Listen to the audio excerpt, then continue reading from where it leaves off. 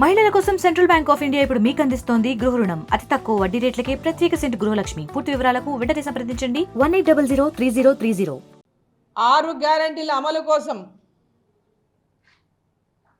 ఎన్నో అపసోపాలు పడుతున్నటువంటి ఈరోజు కాంగ్రెస్ పార్టీ ఇచ్చిన మాట నిలబెట్టుకోకుండా దాంట్లో అనేక రకాలుగా నిబంధనలని రైతు రుణమాఫీలో నిబంధనలు పెడుతూ ఇప్పటిదాకా రైతు బంధు ఎవరికి చేయకపోగా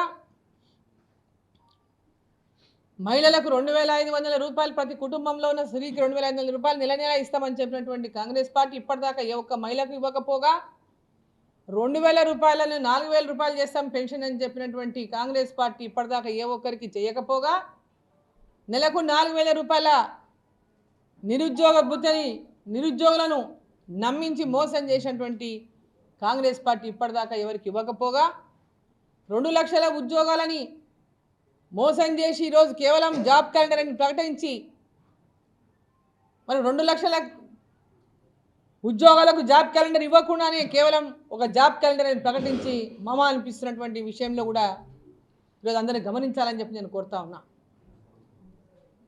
ఈరోజు కేవలం రోజు ఒక హైప్ సృష్టిస్తూ ఆ హైప్లో ప్రజలను మభ్యపెడుతూ వాళ్ళని డైవర్ట్ చేస్తూ కాంగ్రెస్ పార్టీ వాళ్ళ అధికారాన్ని చెలాయిస్తూ ఉంది. హైడ్రా పేరుతో హల్చల్ చేస్తూ హైదరాబాద్లో అనేక మంది పేదలను వణికిస్తూ ఉంది. ఇవాళ అనేక మంది మధ్యతరగతి కుటుంబాల వాళ్ళను పేదవాళ్ళను హైడ్రా పేరుతో వణికిస్తూ ఉంది కాంగ్రెస్ ప్రభుత్వం.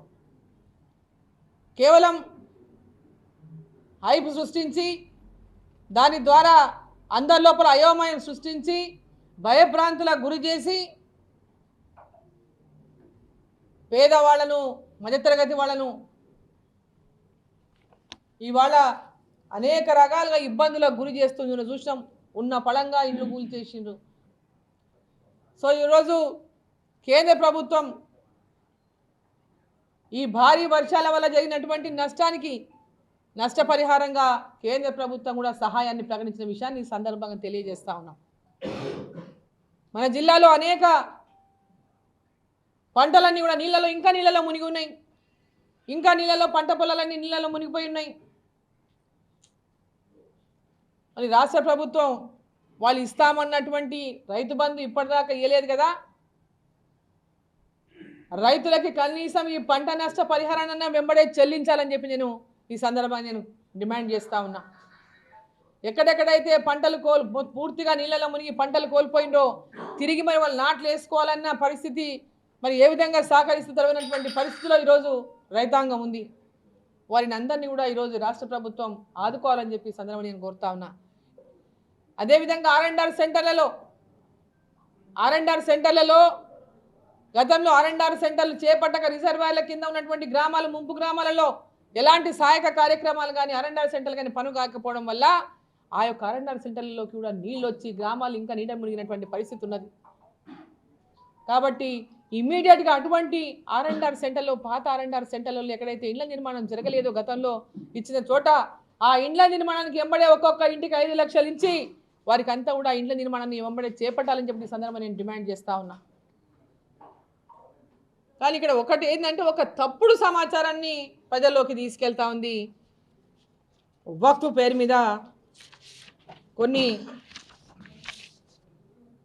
IND పార్టీలు కానీ MIM పార్టీ కానీ అంటే ఇదేదో భారతీయ జనతా పార్టీ ముస్లింలకు వ్యతిరేకంగా ఈ అమెండ్మెంట్స్ తీసుకొస్తుందని, ఈ అమెండ్మెంట్స్ ద్వారా ముస్లింలకు తీవ్ర నష్టం జరగబోతుందని, ముస్లింల భూములు గుంజుకుంటుందని, ఖబరస్థాన్లు గుంజుకుంటుందని, మసీదులు గుంజుకుంటుందని ఇట్లా అనేకమైనటువంటి అపోహలు సృష్టించి రెచ్చగొట్టేటటువంటి ప్రయత్నం చేస్తున్నారు.